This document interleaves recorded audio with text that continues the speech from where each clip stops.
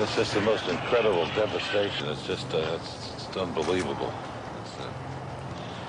It's impossible, I think, to just even imagine such an extraordinary tragedy. We had an aircraft going out that night, a 727, which was taking various members of our company up to Lockerbie. And also, we had a private aircraft to deal with, which was the American ambassador who was going up to the site. As far as I can recall, there were about 40 people, excluding crew, on board, of which I would estimate 50% of those were known to me as PanAm people. The others, I wasn't aware of their affiliations at all. On the night, I started to set up a control room, and by about between 11 o'clock and midnight, we actually had a member of the FBI in the office who came in, introduced himself to me, and sat down and just sat there most of the night, observing what was happening.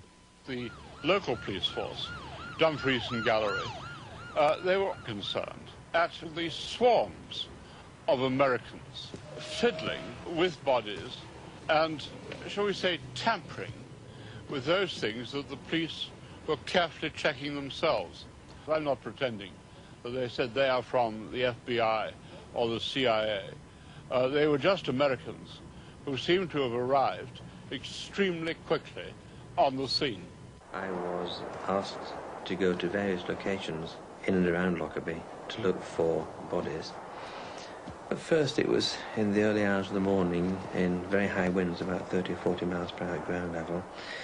When we'd gone down one large field and identified about 10 bodies, we thought we ought to retrace our steps and put some form of identification on them. And so the only thing I had with me was a block of small white labels and 100 or so plastic gloves, which I carry at all times as part of my usual police searching duties.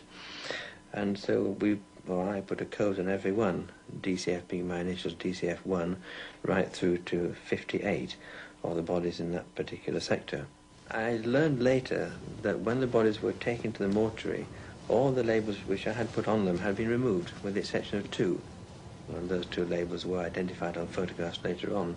But for all the rest, every other one had been removed and disregarded. Very strange people popped out the woodwork very early on. Within a matter of 3 hours, there were American accents heard in the town. Over that night, there were large numbers, by which I mean 20, 25, 30 people, arrived. The next day, as somebody commented at the time, that's subtle, there was a whole bevy of people walked down the main street with blue wind cheaters and baseball hats with FBI on them.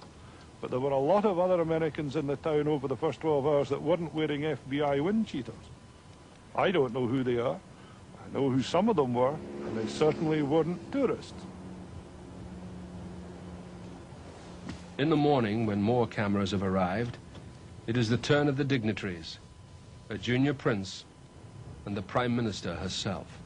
There are bits and pieces of the aircraft, and I've spoken to an accident investigator whose first impressions were absolutely stunned, and he'd never come across something quite as big as disaster as this.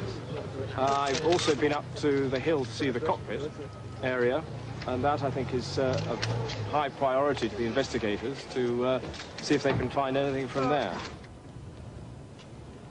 It is very moving indeed, because there are a lot of personal possessions that you can see scattered about. Speculation is not evidence, and they are systematically obtaining the evidence and systematically searching the hills around for further people and evidence. I suppose that statistically, something like this has got to happen at some stage on a town. It is most sad and unfortunate that it's had to happen to Lockerbie, and, of course, so close to Christmas. The mountain rescue teams with dogs from Fries, North and South Yorkshire, Cumbria, were the first to scour the terrain. Members of rescue teams on the site within 2 hours found Americans already there. The police and military are still prohibited by the British Official Secrets Act from speaking. This helicopter was overflying the area, and a chappie was looking at me out of a telescopic sight of a rifle, which is, you know, probably some Secret Service man or other. It was a white unmarked helicopter, for all intent and purpose, a civilian helicopter. It must have had an opening door, and he sat in the doorway, just scanning the landscape with his telescopic sight on a rifle. There was helicopters landing just even behind me here in the field. They were landing quite regular.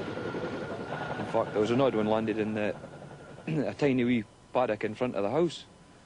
They were constant. They were every day. For days on end, they were flying over.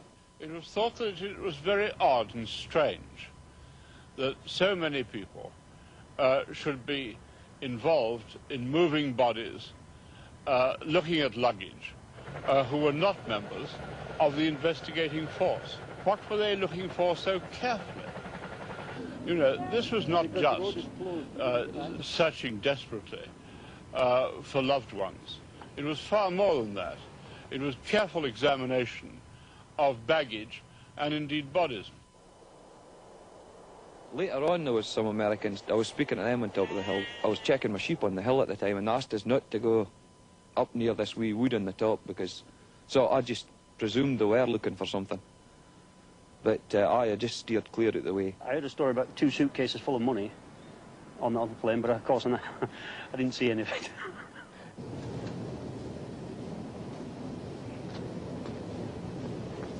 Well, the cockpit was like the head of some mortally wounded bird. It was instantly recognizable as a cockpit. And as daylight broke on the first full day of the disaster, the bodies were in an arc right round the hills that form the sort of amphitheatre here. And they were well spread out. It was soft ground. A lot of them had made indentations. And even a year afterwards, the animals wouldn't graze where the bodies had landed. It was as if they knew that something very terrible and yet very sacred had happened there.